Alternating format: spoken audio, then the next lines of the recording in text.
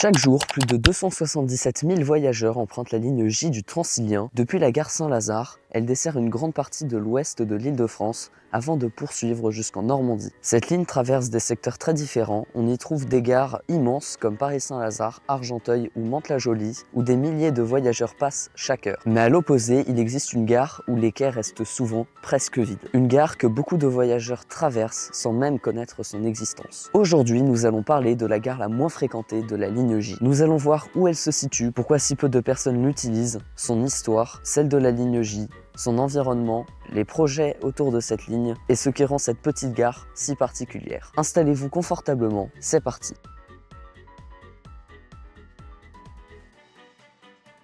Avant de vous parler de cette gare, il faut comprendre la ligne sur laquelle elle se trouve. La ligne J est l'une des lignes les plus importantes du réseau transilien. Elle est exploitée par SNCF Voyageurs et relie Paris-Saint-Lazare à plusieurs destinations. Hermont-Eubonne, Gisors, Mantes-la-Jolie via Poissy, Mantes-la-Jolie via Conflans-Sainte-Honorine et Vernon-Giverny. Au total, elle dessert 52 gares réparties sur plusieurs branches. Chaque jour, plusieurs centaines de trains circulent sur cette ligne. Son parcours est particulier. Au départ de Paris, les trains traversent une zone très dense où les gares accueillent des dizaines de milliers de voyageurs. Puis, au fur et à mesure que l'on s'éloigne de la capitale, les villes deviennent plus petites. Les immeubles disparaissent progressivement au profit des champs, des forêts et des villages. C'est justement dans cette partie rurale que se trouve notre gare.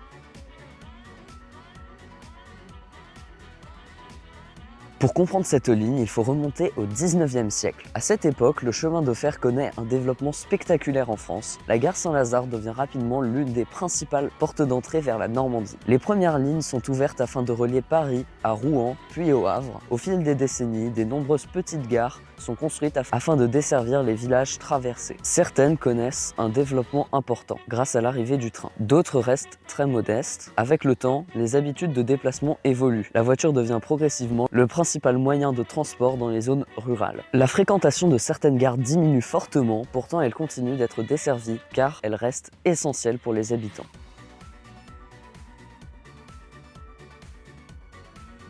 Cette gare s'appelle Chars, elle est située dans le département du Val d'Oise. Elle se trouve sur la branche reliant Paris-Saint-Lazare à Gisors. Chaque année, elle accueille environ 100 000 voyageurs. À titre de comparaison, certaines grandes gares franciliennes dépassent les 20 ou 30 millions de voyageurs par an. La différence est donc énorme. À certaines heures de la journée, il n'y a que quelques personnes présentes sur les quais. Le calme qui règne ici contraste totalement avec l'agitation des grandes gares parisiennes.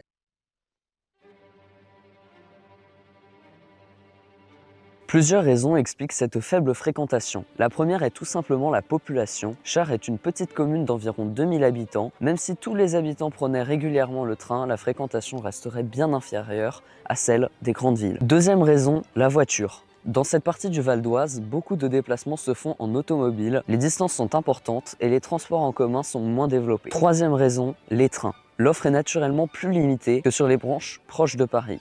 Les habitants disposent donc de moins de départs. Enfin, la gare dessert principalement une population locale. Il existe peu de pôles d'emploi ou d'études directement accessibles à pied.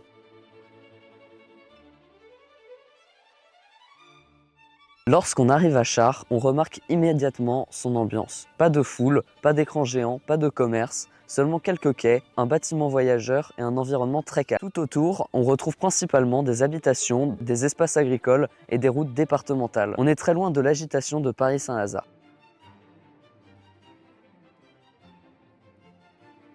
Les trains qui desservent Chars sont principalement ceux de la branche vers Gisors. Le trafic reste relativement faible comparé à d'autres branches de la ligne J. Cela permet une circulation fluide, mais limite également le nombre de voyageurs. À certaines heures, plusieurs dizaines de minutes peuvent s'écouler entre deux trains.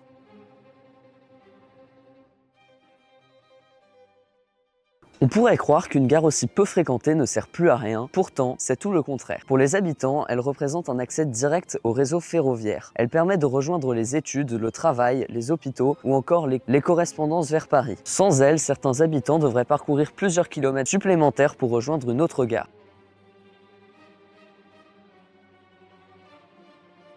Ces dernières années, la ligne J a connu plusieurs améliorations, modernisation des gares, renouvellement des voies, amélioration de l'information voyageur, développement progressif de nouveaux équipements. L'objectif est d'améliorer la régularité et le confort des voyageurs. Même les petites gares bénéficient de certains de ces investissements.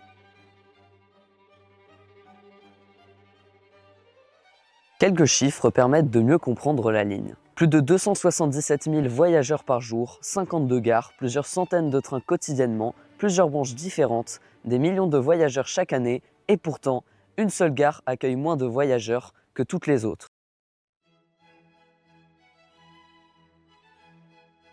La question revient régulièrement. Certaines personnes estiment qu'une gare accueillant si peu de voyageurs coûte trop cher. D'autres rappellent qu'un service public doit rester accessible à tous. Fermer une gare peut obliger les habitants à utiliser davantage leur voiture. Cela peut également rendre plus difficile l'accès aux études et au travail.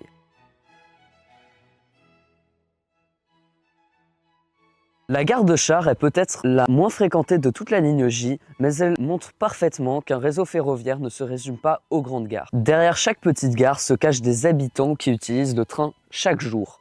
Même si quelques dizaines de voyageurs seulement montent à bord, cette gare continue de remplir sa mission depuis de nombreuses années. Et vous, connaissiez-vous cette gare ? Dites-moi en commentaire quelle est, selon vous, la gare la plus méconnue d'Île-de-France. Et si cette vidéo vous a plu, pensez à vous abonner, à liker la vidéo et à la partager. Je tiens vraiment à vous remercier pour les 1100 abonnés. Et nous allons bientôt découvrir les gares les moins fréquentées de toutes les autres lignes du réseau francilien. Donc merci à tous d'avoir regardé cette vidéo. Et moi je vous dis à la prochaine. Ciao ciao.